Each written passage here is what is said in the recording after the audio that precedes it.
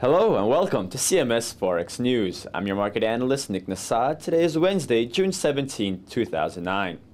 We begin in the UK, where the number of workers there filing claims for jobless benefits rose by 39.3 thousand to 1.54 million in May. That, however, was the smallest increase since July of last year, and it beat expectations that called for a 62,000 increase. The data could give an indication that the recession in the UK may be easing, or at least has passed through its worst phase. The second important release from the UK was the Bank of England meeting minutes that showed a unanimous vote to continue their money printing program this month, which is now in its fourth month, and to keep interest rates at their record low level. That news overshadowed the jobs data and pushed the pound down against the dollar. There was also a rather sharp fall in UK and European equities, which weighed on risk appetite.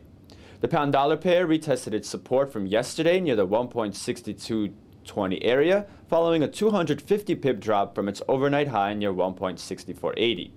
From there, which is a 50% retracement of the rally seen last week, the pound rose, cutting into the greenback's earlier gains.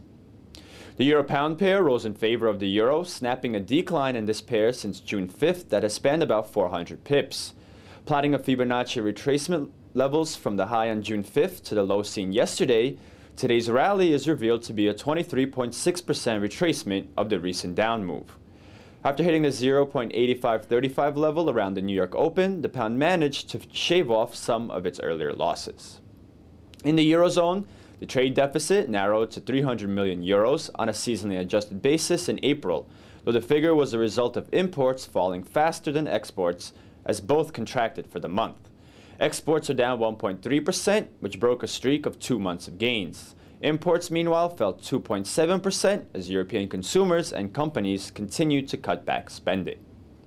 In the U.S., consumer inflation was up 0.1% on the month in May, but fell 1.3% on the year, which is the biggest annual drop in almost 60 years.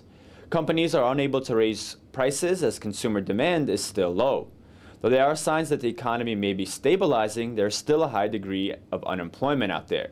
The data suggests that inflation will remain subdued this year, and lower inflation figures could mean that the Fed is not going to be able to raise rates anytime soon. The euro-dollar pair retested yesterday's high in overnight trading, which was followed by a fall in the pair that stayed within yesterday's range. With 3 successively higher lows, the pair has formed a short-term upward sloping line of support. From that support, the pair used a late rally in U.S. stocks to propel itself back up and above its earlier intraday high. As of 2:20 p.m. Eastern, the pair set an intraday high at the 1.3960 level. The dollar-yen pair, however, did fall through yesterday's low to set a 2-week low near 95.50. The yen is again becoming a destination for safe haven flows as investors move away from the dollar. The main part of today's slide occurred in New York morning trading as U.S. stocks opened lower. Around noon New York time, stocks recovered to push into the green, which stalled the pair's decline. Canada released 2 reports today. One showed that wholesale sales fell another 0.6% in April, with declines seen to both the domestic and international markets. The volume of sales increased, but due to lower prices, the overall figure was lower. The second report, an index of leading indicators, was at negative 0.1 for May. That was the smallest decline in 9 months, and the shift from a 0.9% drop in April to a 0.1% dip in May was the largest monthly change in the index in either direction since December of 1965. The US dollar-Canadian dollar pair rose overnight, hitting a new monthly high near 1.1450. The pair has been climbing higher since hitting a low near 1.08 2 weeks ago at the start of this month. Connecting the major lows since that time creates an upward sloping line of support. Drawing a parallel trend line with the most prominent high shows a level of resistance that was tested today and from which the pair fell back in favor of the loonie. Looking at upcoming releases, overnight the Swiss National Bank will conclude its interest rate meeting, though expectations are for policymakers to hold rates at 0.25%.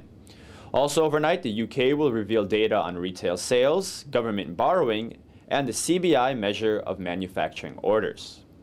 Tomorrow, Canada reveals its consumer prices for May, while the US will post its weekly jobless claims, the Philadelphia Fed Manufacturing Index, and a measure of consumer confidence.